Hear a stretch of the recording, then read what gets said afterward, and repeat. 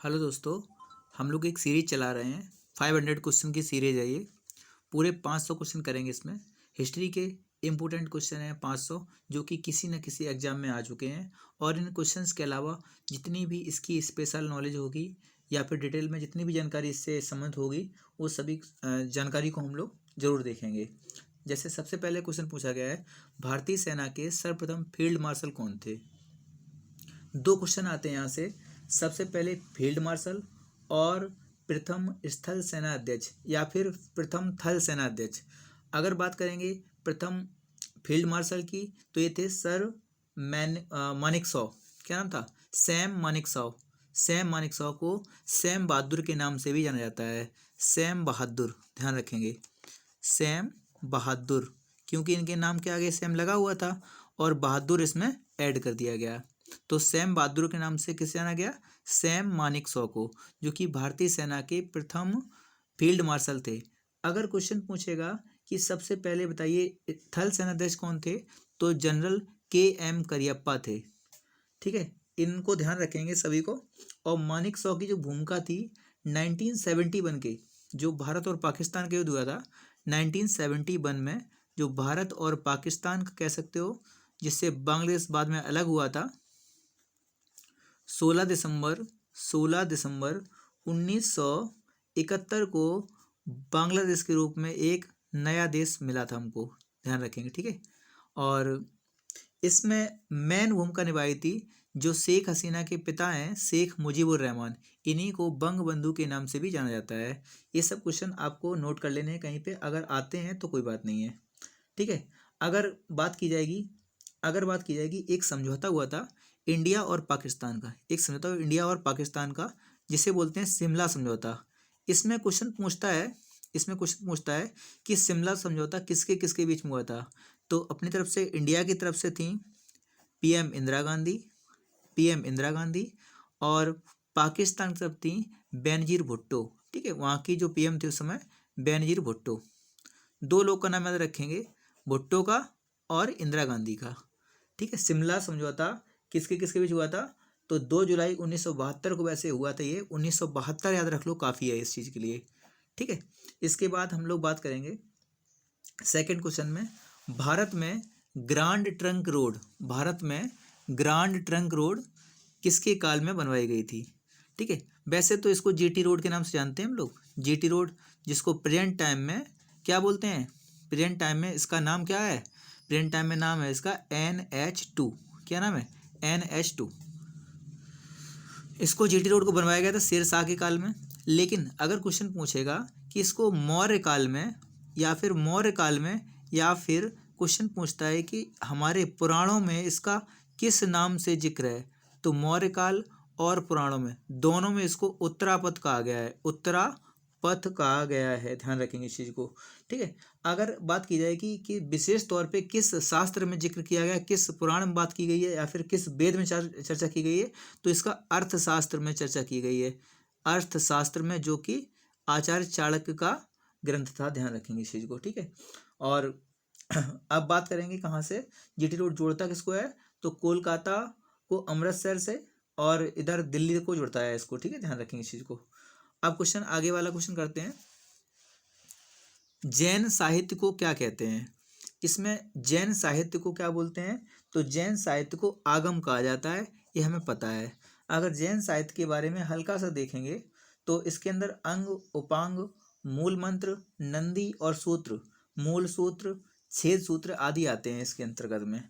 इन सभी को ध्यान रखना है। ठीक है, अब अगर बात करेंगे कि जैन साहित्य के अलावा बात की जाएगी कि जैन धर्म के प्रथम तीर्थंकर कौन हुए, तो ऋषभदेव थे। ठीक है, ऋषभदेव थे। अगर बात की जाएगी इसके 23वें कौन थे, तो पार्श्वनाथ थे। कौन थे? पार्श्वनाथ थे। और 24वें कौन हुए हैं, तो महावीर स्वामी हुए हैं। कौन हुए हैं? महावीर स्वामी हुए हैं। महावीर स्वामी को वास्तविक संस्थापक भी कहा जाता है। ध्यान रखेंगे, ये सबसे महत्वपूर्ण है इसलिए। ठीक है, और जैन धर्म आत्मा में विश्वास नहीं रखता था, इस बात को ध्यान रखेंगे। और बौद्ध और जैन धर्म दोनों ही अहिंसा के दम पे ही आगे गए हैं। ध्यान रखेंगे इस चीज़ को। जैन धर्म के जो 5 महाव्रत कहे गए हैं, इसमें सबसे पहले था अहिंसा, सबसे मेन था क्या, अहिंसा। दूसरा था सत्य। तीसरा था अस्तेय, मतलब चोरी नहीं करना है, ठीक है। और अपरिग्रह। इसके बाद था ब्रह्मचर्य, ठीक है, ब्रह्मचर्य। इन पांचों को क्या कहा गया है, पंच महाव्रत। जैन धर्म के 3 रत्न थे जिन्हें कहा गया है त्रिरत्न। क्या कहा गया है, त्रिरत्न। सम्यक दर्शन और ज्ञान दर्शन, सम्यक ज्ञान और सम्यक चरित्र। ध्यान रखेंगे, सम्यक ज्ञान, सम्यक दर्शन और सम्यक चरित्र, इन तीनों को ध्यान रखेंगे। अगर कुछ और बात की जाएगी जैन साहित्य में, तो जैन धर्म ईश्वर के अस्तित्व को नहीं मानता था, इस बात को ध्यान रखेंगे। अब क्वेश्चन आगे चलते हैं। हुमायूंनामा की रचना किसने की थी। हुमायूंनामा की रचना की थी हुमायूं की बहन थी, या फिर बाबर की बेटी कह सकते हो, गुलबदन बेगम, ठीक है। इनकी भी शादी नहीं हुई थी, मुगलों के यहाँ लड़कियों की शादी तो की नहीं गई थी कभी भी, तो ध्यान रखेंगे इस चीज़ को कि हुमायूंनामा किसने लिखी थी, गुलबदन बेगम ने। ये किसकी बेटी थी, तो बाबर की। बहन किसकी थी, हुमायूंनामा जो रचना की थी गुलबदन बेगम ने। ध्यान रखेंगे इस चीज़ को, ठीक है। अगर बात की जाएगी अकबर की, तो अकबरनामा लिखी गई थी, वो लिखी किसने थी, अबुल फजल ने। किसने लिखी थी, अबुल फजल ने, अकबरनामा। एक बात ध्यान रखेंगे इस चीज़ को कि जो हुमायूं का मतलब होता है भाग्यवान। क्या मतलब होता है, भाग्यवान। और ये मुगलों में सबसे दुर्भाग्यशाली था। हुमायूं का मतलब होता है भाग्यवान, इसका अर्थ होता है लेकिन सबसे बदनसीब बादशाह था। और हुमायूं ज्योतिष में विश्वास रखता था, इसीलिए बहुत सारे कलर के प्रत्येक दिन कपड़े भी पहनता था, ठीक है। ध्यान रखेंगे इस चीज़ को। लेकिन बाद में शुरुआत में 2 युद्ध शेरशाह सूरी से हारता है, कौन कौन से, तो ध्यान रखेंगे 1539 और 1540, ये बिलग्राम और चौसा, ठीक है, ध्यान रखोगे। और 1555 में बैटल ऑफ सरहिंद में जीत लेता है, बैटल ऑफ सरहिंद। ध्यान रखेंगे, सरहिंद में क्या करता है, दिल्ली को पुनः विजित कर लेता है, ये ध्यान रखेंगे इस चीज़ को, ठीक है। अब क्वेश्चन, आगे वाला क्वेश्चन देखते हैं। और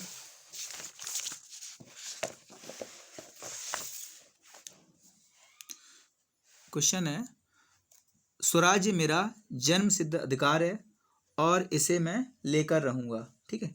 स्वराज्य मेरा जन्म सिद्ध अधिकार है और इसे मैं लेकर रहूंगा। तो इसमें बात की जाएगी, तो सबसे पहले आपको नाम पता है, किसका नाम आता है, इसका नाम किसका आता है, बाल गंगाधर तिलक जी का, ठीक है। तिलक जी ने ये स्टेटमेंट दिया था, स्वराज मेरा जन्म सिद्ध अधिकार है और मैं इसे लेकर रहूंगा, तिलक जी ने कहा था, ठीक है। हाँ, अगर तिलक जी को बात की जाएगी, ये बहुत मतलब कि अखिल भारतीय स्तर के नेता थे। और आपको कुछ इनके बारे में पता है, जैसे तिलक जी ने 2 पत्र चलाए थे, समाचार पत्र। एक था केसरी और एक था मराठा, ध्यान रखेंगे, ठीक है। मराठा अंग्रेजी भाषा में था और केसरी था जो, ये मराठी भाषा में था। ये दोनों में थोड़ा डिफरेंस है, थोड़ा ध्यान रखेंगे इस चीज़ को, ठीक है। और इनके बारे में अगर बात की जाएगी, इनकी एक व्यक्ति था, बैलेंटाइन सरोल नाम था, बैलेंटाइन सरोल, ठीक है। उसने अपनी बुक में, उसकी बुक का नाम था अर्नेस्ट ऑफ इंडिया,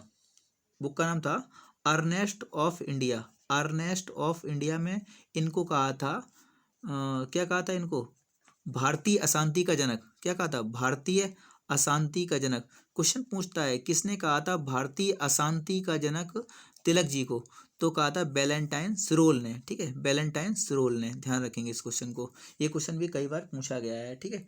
भारतीय अशांति के पिता किसे कहा गया था, तो तिलक जी को कहा था, किसने कहा था, बैलेंटाइन सरोल ने कहा था, ठीक है। और 1893 में गणेश उत्सव, और 1895 में 1895 में कौन सा, शिवाजी महोत्सव स्टार्ट किया था।